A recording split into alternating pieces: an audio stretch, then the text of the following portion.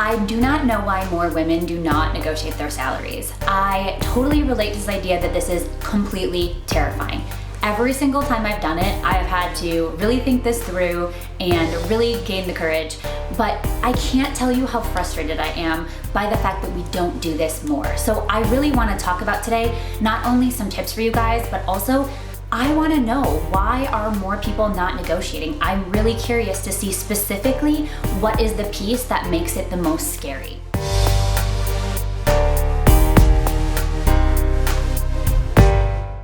I have had a chance to ask a lot of women why they don't negotiate. One of the women I asked told me once that the reason that she didn't ask for more money on that initial offer was because she felt that normally people had more experience than her in that particular job that got hired. And I'm thinking to myself that this is completely crazy because they offered her the job. She had to be the best candidate for the job. So that in itself gives her leverage to at least start the conversation and at least find out if it is negotiable. Really, when someone's saying, I couldn't negotiate because I don't have the correct experience, it's just another way of saying, I don't think that I actually deserve this job, or I think I just kind of snuck by and I got lucky. We women tend to think, I got something because I was lucky, or because I knew someone, or all the other people who helped me. And that's true. That's what I love about talking to women, is even the ones that are very proud of their accomplishments are quick to say that other people helped them. But at the same time, it's holding us back from asking and saying, I do deserve to ask for more money. And I think that this is incredibly terrifying to me that we're not doing this. And this is one of the big pieces that we can do something to make this better. Let's start with why this is so important. I can go on and on about how this is important for women and how it's gonna help all of us, but I want you to be more selfish than that. The most important thing I realized that no book had ever told me, that no one would ever tell me would come out of this, was I learned so much about the people that I was gonna be working for by negotiating. I'm not talking about the idea that if they didn't give me more money, I wouldn't work for them. I'm talking about the fact that how they responded told me if they were gonna be open to these kind of discussions in the future. When I've asked a question, I've learned so much about my future boss, and it's really helped me know what I'm getting myself into with that particular organization. It's hard to remember that you bring something to the table. They offered you the job for a reason. So I can go on and on all day about how it's gonna help women everywhere and how it's gonna help you 10 years down the road to start with this higher salary and why you should do it, but really do it so that you can have a difficult conversation now and test that person you're gonna be working for, because it's gonna tell you everything you need to know whether you wanna take that job or not. So the why. We know this is gonna help you a ton if you do this, but I know that when I'm really nervous, I need a game plan. So here are 3 little tips, super small things that you can do that really helped me in the past. The first one, the negotiation starts the minute you start talking to the recruiter. The most important thing you can do if you are looking for a job that you know is gonna be a significant pay jump from the one you have now, do not tell the recruiter your current salary. They're going to try to use this to say, you would be happy with this jump, and if you're making significantly less, they know they're gonna get you at a better deal. So you don't wanna tell them that. The other thing is, you might be tempted to say it and say, people in my industry typically make more. The problem with that is they're gonna see that as a red flag. They might wonder if the reason you're not making more is because there's something wrong with you. So for no reason do you want to disclose your salary if you are looking at a job that's gonna be paid more. Of course, if you are looking at a job that you think telling your salary is gonna help you because you have a high salary, then it's a completely different situation. So sometimes when we're uncomfortable, when you're asked this, what do you make currently, you wanna deflect and you wanna try to change the subject.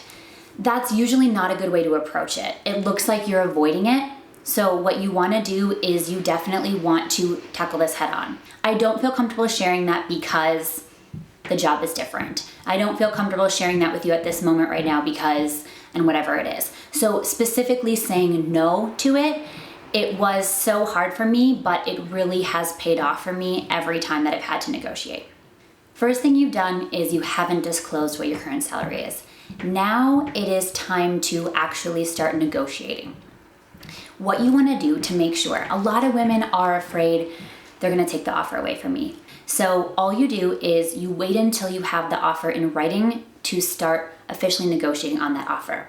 So what happens is if they give you an offer in writing, that offer should have an expiration date on it.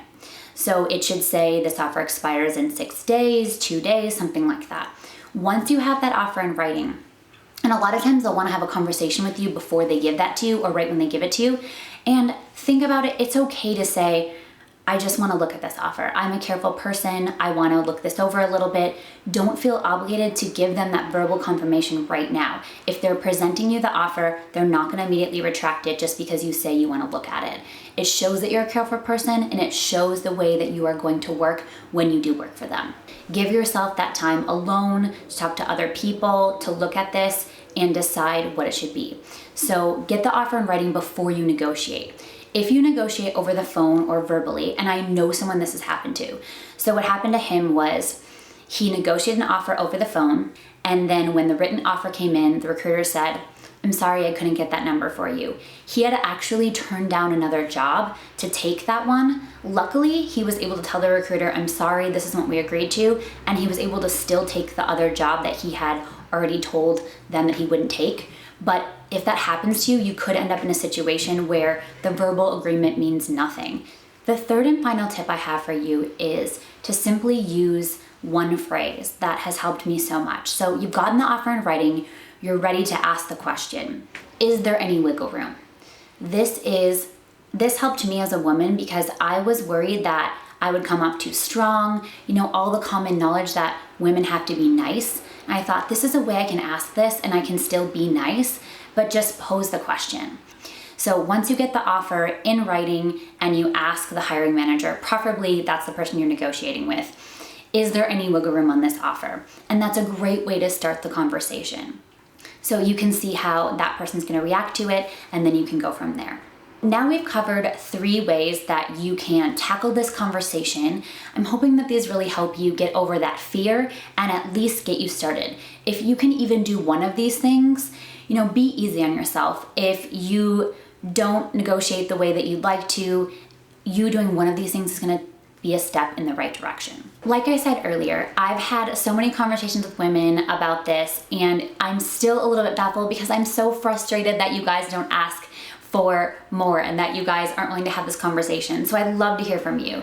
So if you can tell me, what is the hardest part about negotiating? Why haven't you negotiated in the past at a time when you thought you should? So put your answers in the comments below and we can start the conversation. If you guys like this, we're gonna have many more conversations like this in the future. These videos come out on Wednesdays. Subscribe, and then you can continue to get good information on salary tips, probably some more information on finances. I got a great response to the how to pay off debt video. If you guys have more questions about that, you can also put those in the comments, but subscribe so you can get all of the latest how to hustle videos.